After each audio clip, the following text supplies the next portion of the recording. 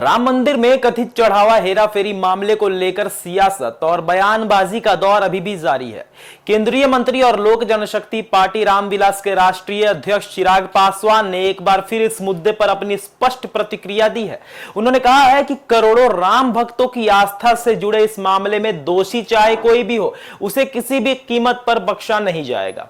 चिराग पासवान ने कहा कि राम मंदिर केवल एक धार्मिक स्थल नहीं बल्कि करोड़ों लोगों की आस्था और विश्वास का प्रतीक है। ऐसे में यदि चढ़ावे या मंदिर से जुड़े धन में किसी भी प्रकार की अनियमितता जुड़ी है तो यह सिर्फ आर्थिक अपराध नहीं बल्कि श्रद्धालुओं की भावनाओं के साथ खिलवाड़ भी है। उन्होंने दोहराया कि केंद्र और राज्य सरकार इस पूरे मामले पर लगातार नजर बनाए हुए है और जांच निष्पक्ष तरीके से आगे बढ़ रही है। उनका कहना है कि जांच जैसे जैसे आगे बढ़ेगी, यदि किसी कर्मचारी, अधिकारी, पदाधिकारी या फिर किसी स्तर का व्यक्ति दोषी पाया जाता है तो उसके खिलाफ कानून के अनुसार सख्त कार्रवाई की जाएगी। किसी को भी बचाने का सवाल नहीं उठता। चिराग पासवान ने विपक्षी दलों से भी इस संवेदनशील मामले पर राजनीति न करने की अपील की है। उन्होंने कहा कि यह समय आरोप प्रत्यारोप का नहीं बल्कि सच्चाई सामने लाने का है। अगर किसी राजनीतिक दल, सामाजिक संगठन या किसी व्यक्ति के पास इस मामले से जुड़े कोई दस्तावेज, सबूत या महत्वपूर्ण जानकारी है तो उसे जांच एजेंसियों के सामने प्रस्तुत करना चाहिए ताकि वास्तविक दोषियों तक पहुंचना आसान हो सके।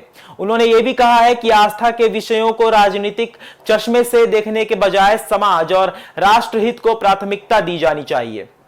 जनता यह जानना चाहती है कि यदि कहीं कोई गड़बड़ी हुई है तो उसके लिए जिम्मेदार कौन है और उसके खिलाफ क्या कार्रवाई की जा रही है। देखिए, अपने बयान में चिराग पासवान ने प्रधानमंत्री नरेंद्र मोदी के भ्रष्टाचार विरोधी संकल्प का भी उल्लेख किया। उन्होंने कहा कि न खाऊंगा न खाने दूंगा केवल एक नारा नहीं बल्कि सरकार की कार्यशैली का आधार है।